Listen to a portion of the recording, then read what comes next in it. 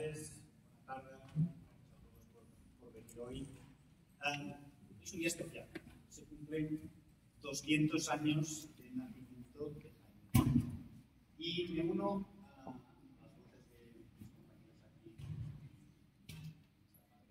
Dar las gracias a todas aquellas personas que han contribuido a que esto sea posible. A todas las autoridades, delegaciones, en particular a la maestra Silvia Navarrete, que desde hace 7 y 8 años hemos trabajado juntos en esta pasión por recuperar este legado que ha unido a Cataluña y México. Y no solo con Jaime, no, pero con otros compositores como Luis Jordán, del cual voy a hablar una frase. Pero hoy culmina un trabajo que empezó hace mucho tiempo. Esto no es algo nuevo. Yo recuerdo con precisión, era el 17 de septiembre del año 2009, que en San Juan de las Abadesas, donde nació Jaume I, y donde cada septiembre se celebra la ceremonia del grito, donde viene el cónsul y hermana catalanes y mexicanos en la ceremonia donde se celebra la independencia de México. El cónsul en ese momento, Jaime García Maral, se me acercó y me dijo: Cristian, escribiste la biografía de un compositor catalán que vino a México, que se llama Luis Gonzaga Jordán, pues muy conocido a principios del siglo XX. Y escribimos una biografía junto con Silvia Navarrete, y hoy tenemos la suerte de tener a uno de los siguientes del músico Jordán entre nosotros. Y dijo el señor Navarrete: ¿por qué no lo intentas con Jaume? Pero todo eso es imposible, es una tarea que grandes musicólogos mexicanos han intentado y nadie ha encontrado nada. No murió y desapareció, había muerto en Nueva York, era desconocido por todos. Y entonces empezamos a trabajar junto con mi mujer, que no me puede acompañar, la rectora, que es la coautora de este libro. Empezamos a buscar minuciosamente hasta que encontramos un fragmento de una esquela de un periódico que era de la nieta de la misma nieta de Jaime. Tirando del hilo, encontramos a un señor que podría ser el bisnieto de Jaime. Yo recuerdo hablarle al cónsul: disculpe, mire que hemos encontrado a esta persona. Vayan inmediatamente a Nueva York y hablen con él. Yo recuerdo esas navidades, casi llegamos a la puerta. ¿Es usted el bisnieto de Jaime? Sí. ¿A quién le interesa eso? ¿Por qué viene usted desde la otra punta del mundo a preguntar sobre mi bisabuelo? Estamos escribiendo una biografía, es un personaje ilustre, donde no haya un dato biográfico. Pues mire, acompáñeme al altillo de la casa y de 2 cajotas, que cuando Jaime I murió, las guardaron con todas sus enseres personales. Este es el momento mágico que salen estas 2 cajas, las abrigo, cajas de arena, pues, y empiezan a salir cosas, partituras, manuscritos que hoy vamos a ver que se interpretan por primera vez en el mundo. Cartas de Jaime I con Santa Ana, con Porfirio Díaz, con intelectuales de la época, la batuta que dirigió al himno por primera vez.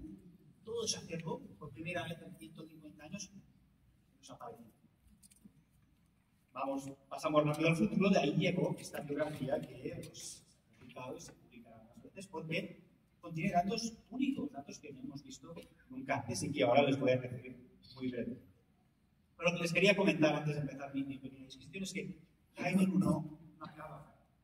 Jaime I publicó gran cantidad de obras hoy perdidas. De vez en cuando encontramos la magia sucede y alguna obra aparece, como el himno de la paz que hoy escucharemos por primera vez. Que fue encontrado por casualidad en la casa de un señor que tenía un montón de papelotes que lo iba a votar. Me llamó y dijo: tengo esta partitura que pone Jaime I, cree que es importante. Por Dios, es su última obra. Hoy la vamos a escuchar. Esto quiere decir que hay mucho trabajo para hacer, hay muchas obras que aún quedan desconocidas, que nunca se han encontrado, que a lo mejor saldrán. Hay datos que aún no se tienen que revelar, por lo que hoy celebramos el 200 años del himno. Pero quién sabe si en el 225 habrá un concierto con muchas más obras, muchos más datos. Es importante resaltar que Jaime I no es el único.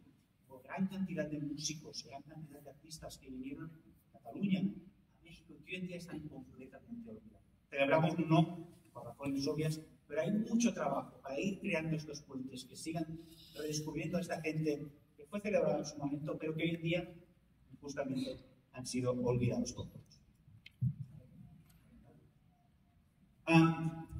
Voy a referirles ahora a esta pequeña biografía, simplemente para ilustrarles un poco qué vamos a ver y qué vamos a escuchar y quién era un poco Jaime Nuno, si no han tenido la oportunidad de leer esta libro. Jaime Nuno era un desconocido, como he dicho, hasta antes de hacer esta biografía no conocíamos nada. Y hoy en día hemos avanzado, hemos hecho retroceder la línea que separa el olvido del reconocimiento. Pero aún queda mucho más. Y vamos a poner un poco en contexto por qué Nuno es importante. Porque no es un caso único. Entonces, normalmente vemos que el himno de un país ha sido compuesto por una persona normalmente oriunda de ese país. Tenemos casos que, por ejemplo, el siguiente, por favor, vemos otros países como Alemania, Italia, Portugal, que han dado himnos a otros países por razones coloniales obvias. Pero curiosamente, los catalanes son un pueblo que ha dado muchísimos himnos. Somos la nación récord. Obviamente, el himno de México, obra de Jaime Nuno. El himno de Chile, obra de Ramón Carnicé, obra de Balaguer. El himno de Argentina, que es obra de Blay Parera, en catalán. El himno de Andorra, es un país chiquitito, pero también es obra de un catalán, el padre de Marfan.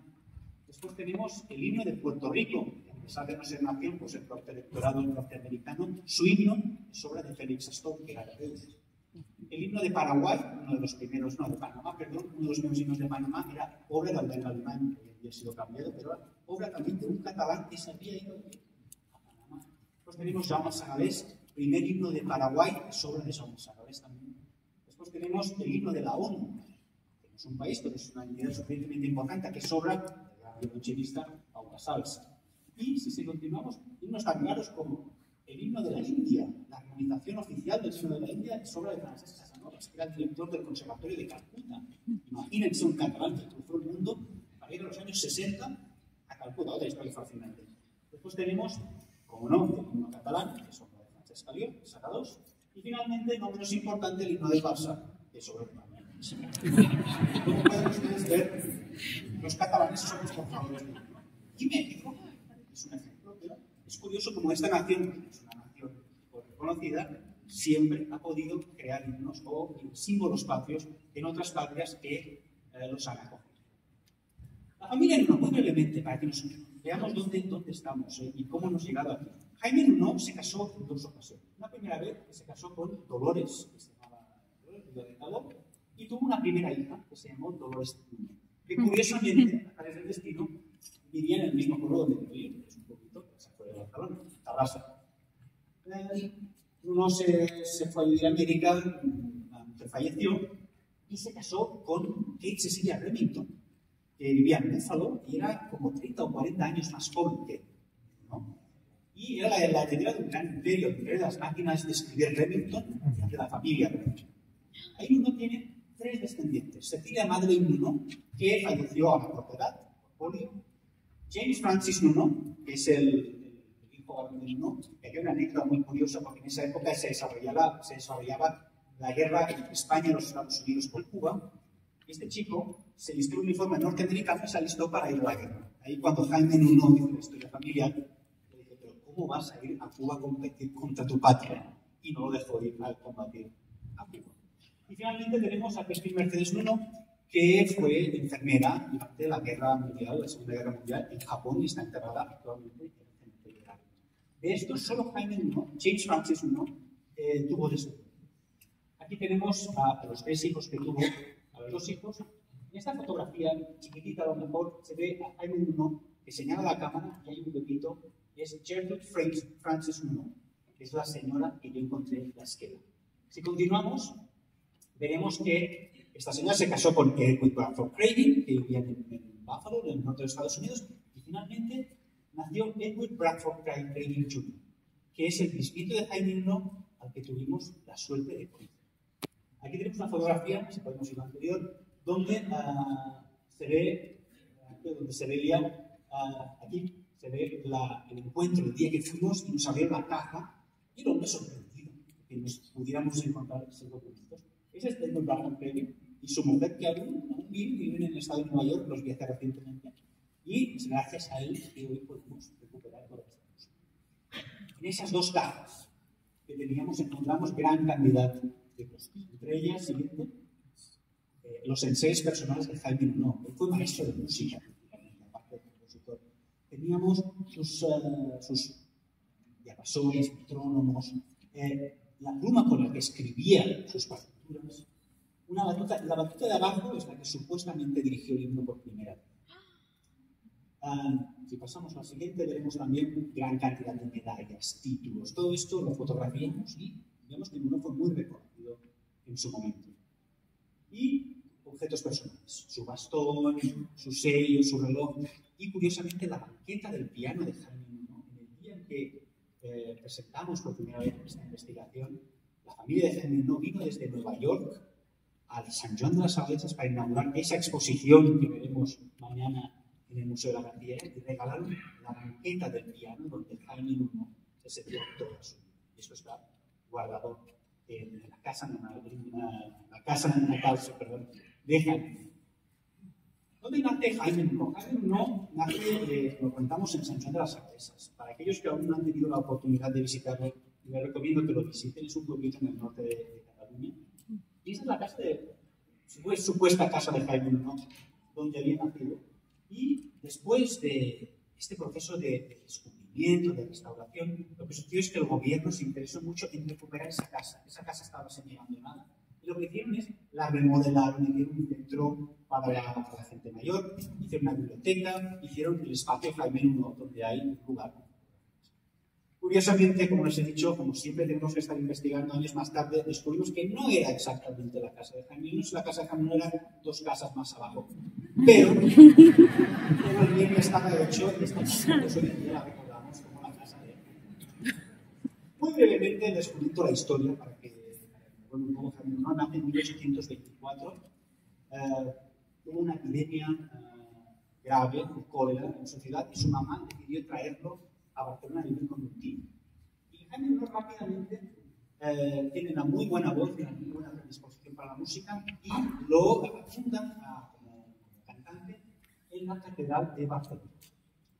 El chico tiene grandes facultades, el chico es muy bueno cantando y eso le permite que el Cabildo de la ciudad de Barcelona le permitiera ir a estudiar a Nápoles con Severo Macarrón, uno de los compositores de época, hoy en día un poco desconocido, pero en esa época era uno de los grandes compositores. Curiosamente, su tío, Bernardo Nuno, era uno de los directivos del Gran Teatro del Liceo de Barcelona y amigo de Mercadante, por lo que pudo arreglar un poco para que Nuno pueda estudiar en Nápoles. Ahí es cuando también, poco después, nace su hija Dolores, que, como hemos dicho, la madre fallecerá y él se quedará a vivir en España. Entonces Nuno decide mover y, sí, por favor, irse a vivir a Cuba. En esa época aún colonia del español, y en Cuba, bueno, Nuno se desempeña como director de bandas, muy reconocido. Suponemos que hay mucha obra aún por descubrir en Cuba y serán desconocidos, o algún día tenemos que ir a investigar. Y es allí donde entra en contacto con un personaje discutido en la historia mexicana, Antonio López de Santa Anna, que regresaba del exilio en Colombia, si recuerdo correctamente, para volver a ejercer como presidente de México, que es la última. Ahí se conocen con Nuno y, viendo el talento que Nuno tenía y viendo que podía aprovecharse de ese talento para reforzar las bandas de vientos y las distintas formaciones musicales militares en México, decide invitarlo a venir a México. Entonces llega a México Jaime Nuno. Durante su estadía en México, Jaime Nuno se desempeña en muchos ámbitos, aparte como director, compositor, funda el primer conservatorio de México, funda un semanario musical, una revista de difusión musical muy celebrada en esa época, y obviamente su obra más reconocida es la interpretación en el Teatro Santa Anna del himno nacional. Por favor. El himno nacional mexicano, para aquellos que me preguntaban el otro día, pero Santa Anna, como era preferido el himno de Santa Anna, a lo mejor el himno pues estuvo apañado. Pues no, Nuno fue muy limpio. Fíjense que Nuno escribe la partitura del himno nacional mexicano y firma bajo seudónimo. Y para que no pudiera nadie reconocer su caligrafía, porque los jueces eran amigos suyos, le pide a un amigo suyo, Narciso Bassols, también catalán, y posteriormente padre de una saga de políticos en México, que era guitarrista, y le transcribe la partitura para que nadie pudiera saber que él era el autor de la partitura del himno nacional. Justamente es reconocido y premiado como autor del himno nacional, que se interpreta por primera vez en el teatro. ¿Qué sucede? Santa Anna cae y como no había estado asociado a la órbita del general, decide salir de México y probar por otros sitios. Su primera idea es salirse a Cuba, donde se encuentra con Felicidades Dali, que era una soprano muy famosa en ese momento, que estudió también en Nápoles en la misma época que cuando él nos... Y ella le invita, quédate a Cuba, y después le invita a irse a vivir a Nueva York. En esta época, no de conciertos itinerantes, no solo por Cuba, sino por los Estados Unidos y por toda Centroamérica. Trabaja con Sigismund Thalberg, los grandes pianistas, grandes virtuosos de la época, e incluso hay un concierto documentado donde toca con el mismo Robert Shaw, que era uno de los grandes compositores norteamericanos de esa época. Uno finalmente decide llegar a Nueva York, está un tiempo, trabaja, hace de compositor, director itinerante, dando vueltas por los Estados Unidos, hasta que un día dice, basta, estoy cansado. Y le pregunta a un colega suyo, yo quiero una vida más tranquila. Y le dice, ¿qué a Búfalo? A Búfalo es una ciudad en el norte de Nueva York donde no hay nada. Hay mucha industria, una gran... No hay un tejido musical, hay una gran demanda de maestros. Y no se traslada a vivir a Búfalo, donde pasará casi el resto de su vida. Allí conoce a Kate Remington, 30 o 40 años más joven que él, con la que se casa y tendrá estos hijos. Y da muchos conciertos, es muy conocido y es un gran director de coros. En esa época no es reconocido, incluso las fuentes citan, uno de los mejores directores de coro de toda la vida. ¿Qué sucede después? Siguiente. Jaime Nuno alterna su vida entre Nueva York y Buffalo. Y esta fotografía aquí es maravillosa. Esto es el Carnegie Hall.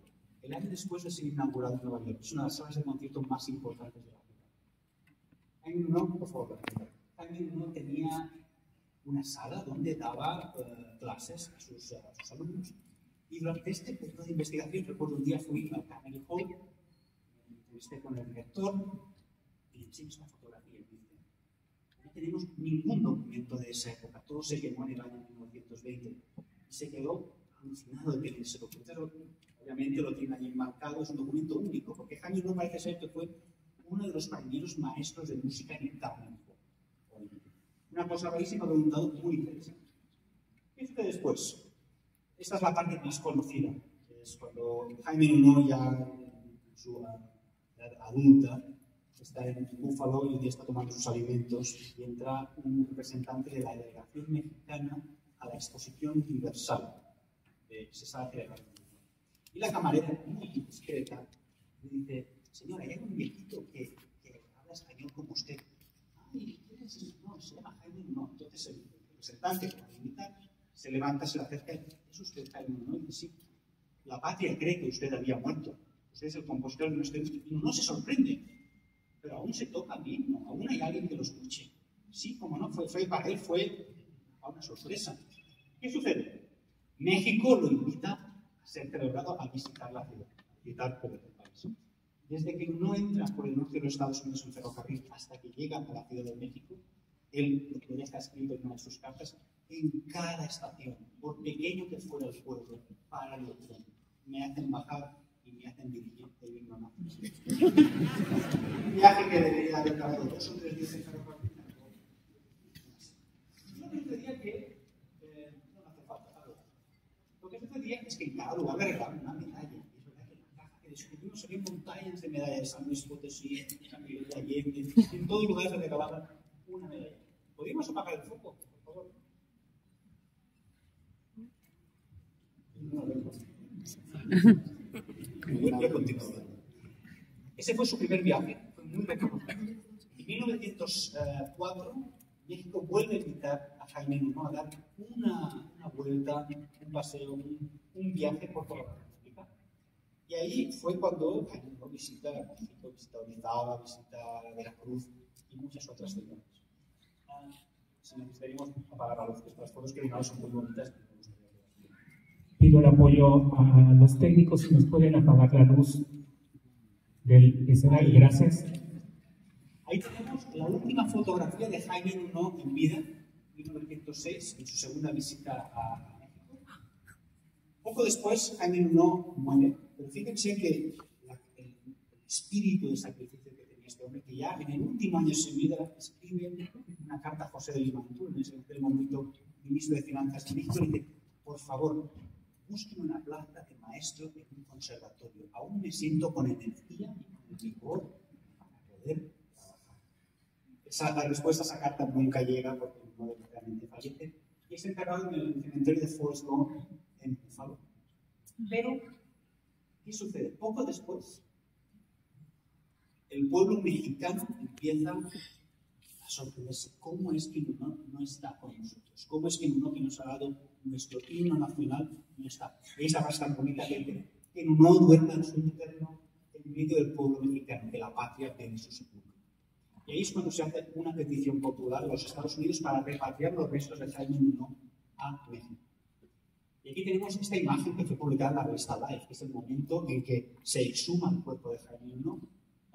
Uno de los que está allí es el embajador de México. Los restos de Jaime I son trasladados en avión directamente a la Ciudad de México. Y aquí tenemos, esto es el año 54, donde el Zócalo capitalino reciente recibe los restos de Jaime I y van en procesión hasta la tumba de las personas ilustres, donde será enterrado. Tenemos la tumba de Jaime I y, digamos así, tenemos la tumba de Jaime I ayer, donde hicimos esta bella ceremonia floral para no solo homenajear a Jaime, sino también a Francisco González Bocanegra, que fue el partner de Jaime I para crear este bellísimo.